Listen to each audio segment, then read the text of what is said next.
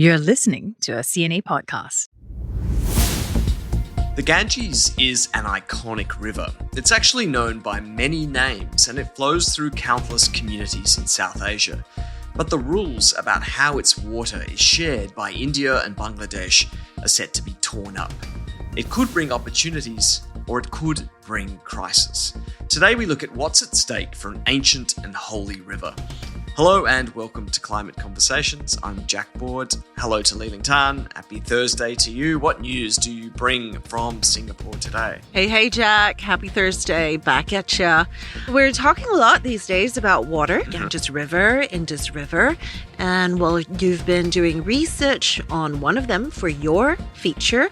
I'm looking into another for a TV story down the pipeline. There's a lot of focus, of course, on the people whose lives are being altered by the ebb and flow of these critical waterways and how they're becoming less reliable. Given that we're both doing stories, a good topic to pick, I guess, for today's podcast. Absolutely. How convenient for us both. Very. Have you experienced the Ganges River yourself? Have you had, an opportunity to float down the holy river? Nope. I imagine you have? I've been to Varanasi in India, so of course there you've got the cremation that happens right at the banks of the river. So you see people bringing down the bodies of their loved ones or whoever it may be, see the bodies get burnt and then the ashes get cast into the river. So definitely an interesting place to do a boat cruise. You definitely... Well, at least in my opinion, I didn't want the specks of water flicking up on your face, right? Wait, you were there on a boat cruise, not on assignment? I was there on holiday, yeah. Oh, okay. All right. Well, Interesting choice. But you can do sort of a cruise at dawn. It's an incredibly spiritual city. The golden light is quite magical. So definitely would recommend that, but just don't touch or drink the water, even though there are people swimming in it when you go past on a boat. They're probably made of tougher stuff than you are, Jack. Definitely. I got very ill in Varanasi, but that's a story for another time. Okay. Let's jump into the quiz. River themed, obviously, today. Liling, I want you to rank these rivers based on the human population living within their basins. So how many people basically relying on these rivers for many of their water needs? We have the Indus, which you've just mentioned earlier. The Yangtze is correct, right? We have the Yangtze. We have the Mississippi. Okay. Would you like me to pronounce it differently? Yangtze River, right? Yangtze River, right? Oh my goodness, you guys. Now you're making me second guess myself. I'll be taken off air. You won't be forgiven if you're going to have to say it at some point. Yangtze. Yeah, okay. We have the Mississippi and, of course, we have the Ganges. So those four rivers, rank them for me, please. What, right now? I can do it. Right now, it's so easy. Oh, okay. Oh, wow. Okay. Confidence. We'll wait for the end. Now it's time for our main story this week. The Ganges is a shape-shifting river with sacred beginnings. It's born as a trickle in a glacier high in the Himalayas. As its holy threads descend and idle through the heart of India, it takes on the name Ganga, grows wider, absorbs the soils and stories of a nation. Then, as it approaches the Bay of Bengal, its waters flow into Bangladesh, take on a new identity, the Padma, enriching the fields and forests around the world's largest river delta. As mighty as the river may be and as important a role it plays in the lives of hundreds of millions of people, it remains shaped by politics and national interests. Today, the Ganges faces severe alterations from the changing climate and increased demands of a growing regional population, threats to an ancient system snaking through a complicated contemporary landscape. Now, India and Bangladesh share the critical resource decreed under a treaty forged close to 3 decades ago. But by the end of next year, that binding agreement which governs how each nation utilises the river is due to expire, and it's expected to be torn up, to be renegotiated amid the backdrop of pressing climate and geopolitical challenges. And we're talking here, of course, about the Ganges Water Sharing Treaty. It was signed back in 1996, but will officially expire at the end of next year. And from what experts have told you for your story, Jack, it seems that the agreement is no longer fit for purpose and that a reworked treaty is now urgently needed. But delivering one that encompasses all of the various competing security, strategic, and environmental interests for both nations and their communities could be extremely difficult, right? Yeah, exactly. Much like the Indus River that came back into the spotlight in May over this India-Pakistan conflict that we saw unfold, yeah? Yeah, you're right. So I'm sure you spent probably way too many late nights in the newsroom trying to coordinate coverage of that.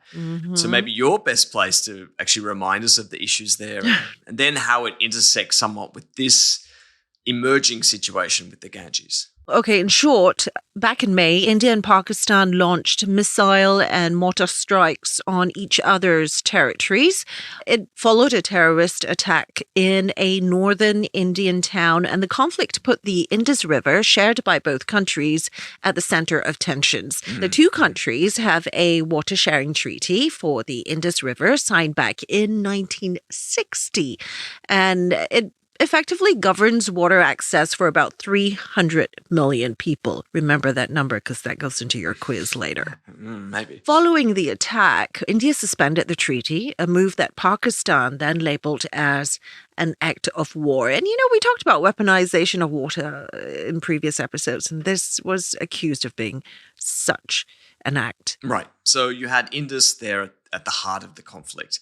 And that stoush not only raised fears of water scarcity in Pakistan, which effectively relies on the Indus for 80% of its water supply, but it also showed how water is becoming a critical pillar of India's national security strategy.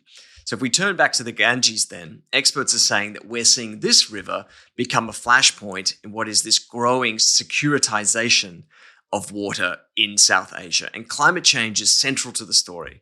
So basically, Bangladesh, to a large extent, feels like the current water sharing deal it has is unfair, that it was imposed on them some 30 years ago. And that means that it often doesn't get enough water flowing over its border. The allocation formula for the water in the Ganges is based on historical average flows from decades past. So it's dating back as far as 1949. So surely the flow of the river was way different then compared to what it is now, right? With the various climate impacts and then the growing needs for water for industrial and agricultural use in India. Very different now, yeah? Right. Yeah. And as I mentioned, it's the climate that's really messing a lot with the natural flow of the Ganges. So if we look at glacial flow, which of course is feeding the river, 1/3 of their volume is expected to be lost by 2100. Even if global warming is contained to 1.5 degrees Celsius. Which we are not on track to do at this stage. We are not. In fact, we're looking more like it's something around 3 degrees Celsius by end of the century. Now, which would have deep implications for glaciers, of course. And that acts to destabilize the flow of the river. So if we have more of this phenomenon occurring in the short term, you might get more runoff as the glaciers melt. Eventually, it'll run dry. Then we also have more extreme rainfall events in the basin, more frequent flooding, drought periods. And all of that's having severe impacts on regional agriculture, on drinking water supplies, groundwater recharge. On top of that, we have rising sea levels, we have over-extraction of water. That's also increased salinity intrusion. So you've got millions in coastal Bangladesh facing the prospect of salty drinking water as well. Yuck. And unsafe for consumption, of course. So over the next 18 months or so, we expect the diplomatic negotiations and working groups to thrash out the details of a new treaty before it expires. And Jack, you spoke to a bunch of experts on this. What would a win-win situation look like? Yeah, win-win is the right term, I guess. Everybody is looking at how can both countries be satisfied with a new agreement and new details about how water is shared. The general consensus is that it should be something transparent. It should be based on science. It should include, very importantly, data sharing, and that's something that's lacking now. There are lots of ideas from the people I spoke to, but some of them include measures for things like early warning systems if water is running low or running too much, navigation, disaster management, groundwater, ecosystem services, lots of different things that will need to be looked at to try and get an equitable agreement for both countries. It's a lot to ask for, given some of the geopolitical tensions that exist right now between the governments of India and Bangladesh. You have one expert saying that the Indian government's approach to water diplomacy is less idealistic than in the past, more rooted now in national interest and increasingly shaped by security, climate, and regional influence. And then at the same time, there's a political vacuum in Bangladesh to some extent after the collapse of the Sheikh Hasina administration last year, almost nearly exactly a year and a bit ago. Now, she, of course, fled to India after that. And since there's been a rise in sectarian violence targeting the Hindu minority inside Bangladesh. And China is also a big factor here. There are lots of signs that makeshift government in Dhaka is growing closer to Beijing, which is a concern to India. And we've had top-level meetings between leaders, billions in business deals and loans and grants. And then China is also an active player in the broader river basin. You might have seen, Liling, just in the past couple of weeks, that China is planning to construct the world's largest hydroelectric power dam in Tibet. It's much larger than the Three Gorges Dam. And the river that it will dam retains water that eventually flows into the Brahmaputra in India and then to Bangladesh. So all of this is connected. One interesting development in your story, too, was looking at Bangladesh becoming a formal signatory to the UN Water Convention, which would make it the only South Asian nation to do so. And being a member to the convention would support Bangladesh in areas like the development of treaties, national water governance, capacity building for its officials, flood risk reduction, financing, and tourism. So some pluses there, yeah? Yeah, I spoke to Sonia Kerpel about Bangladesh's accession, which happened just in June. She said it was a regional breakthrough, that it shows that Dhaka is really serious about the importance of fair and equal water sharing. And while we've spoken a lot about transboundary water being a source of conflict between states, she says there are many more examples, if you look around the world, of transboundary water being a source of cooperation rather than conflict. So definitely a view of optimism around what is otherwise a contentious and complex issue. Back to the quiz. Repeating the question for you, Liling. Can you rank these rivers based on the human population living within their basin? Yes. Yes, you can. Yes, you can rank them. Okay. All right. First up, top to bottom, biggest Top to to smallest. Ganges. Ganges. Yangtze. I already told you the I answer. know, yeah. Ganges. Yeah. Yangtze. Yes. Indus. Yes. And then Mississippi. Yes. Woohoo! Perfect score. Yep. Ganges This is easy. the most. Yeah. Okay. About 500 million people are living within its area. Yangtze, about 400 million. The Indus, something close to 300. And the Mississippi is a big river, but only about 70 million, which makes sense, being in the United States. Great work. Thank you.